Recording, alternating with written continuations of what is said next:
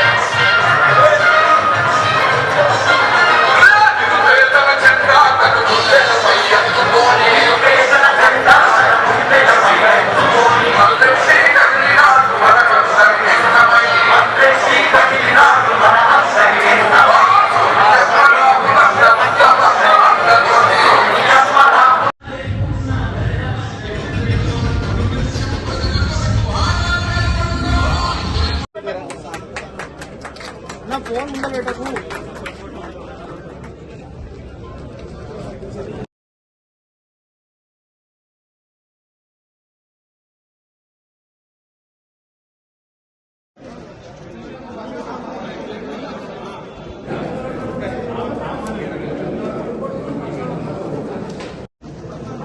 Sir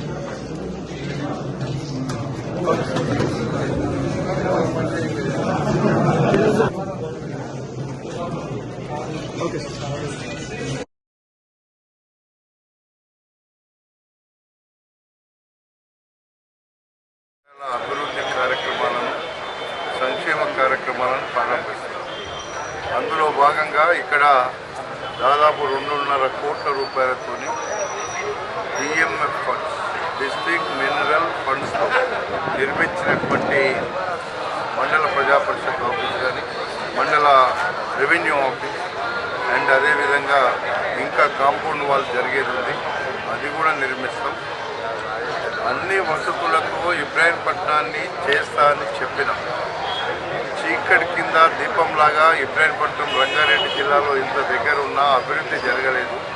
అందుకే ఈరోజు రోడ్లు కానీ, డ్రైనేజ్ వ్యవస్థ కానీ, ఇక్కడ ఉండేటువంటి సౌకర్యాలు కానీ సరిగా లేక అస్తవ్యస్తంగా మోరీల ముందు, డ్రైనేజ్ ముందు ఇళ్లలో అన్నం తింటుంటే నేను చూసినటువంటి రోజులు ఉన్నాయి.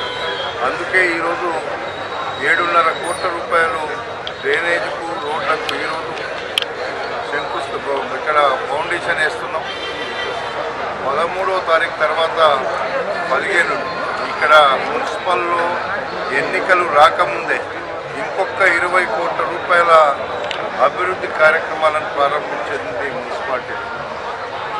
ఇబ్రహీంపట్నం చెరువు కట్టకు దాదాపు 20 కోట్ల రూపాయలు ఇచ్చాం. ఈ మెయిన్ రోడ్ ఎక్కడైతే మెయిన్ రోడ్ వేస్తున్నామో సెంట్రల్ లైటింగ్తో సహా ఈ మెయిన్ రోడ్డును దాదాపుగా 50 కోట్ల రూపాయలు ఇప్పటికిచ్చాం. ఇవన్నీ కూడా ఈ ప్రాంత ప్రజల యొక్క సౌలభ్యం కోసం.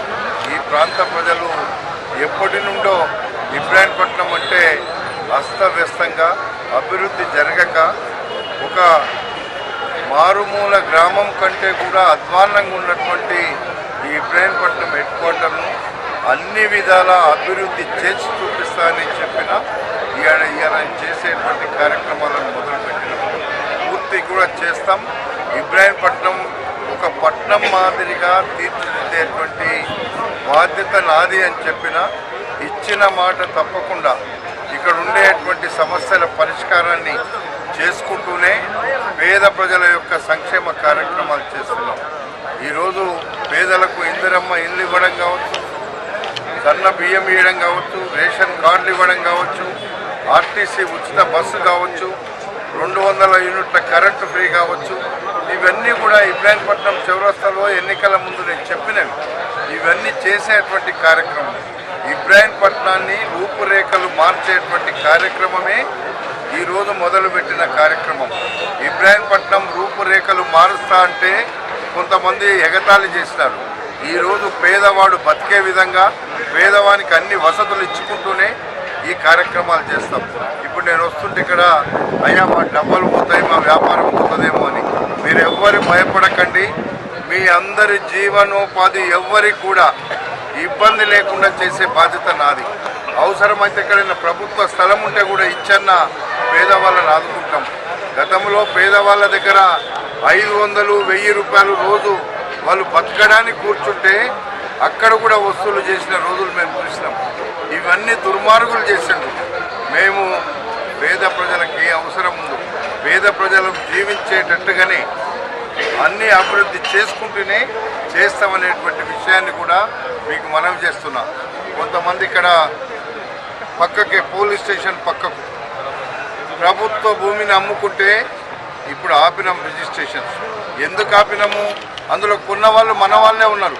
అవసరమైతే వాళ్ళకి ఇబ్బంది కాకుండా, కొన్న వాళ్ళకి అన్యాయం జరగకుండా చేస్తూనే ఎవడైతే తిన్నాడో వానితో కక్కించడానికి ప్రయత్నం చేస్తున్నా తప్ప పేదవాళ్ళకి ఇబ్బంది కాకుండా, ఎవరైతే కొన్నారో వాళ్ళకి ఇబ్బంది కాకుండా వాళ్ళని ఏదో రెచ్చగొట్టే ప్రయత్నం ఎవడన్నా చేస్తే కూడా వాళ్ళని నేను ఆదుకుంటా తప్ప ఎవడు ఆదుకోలేడు.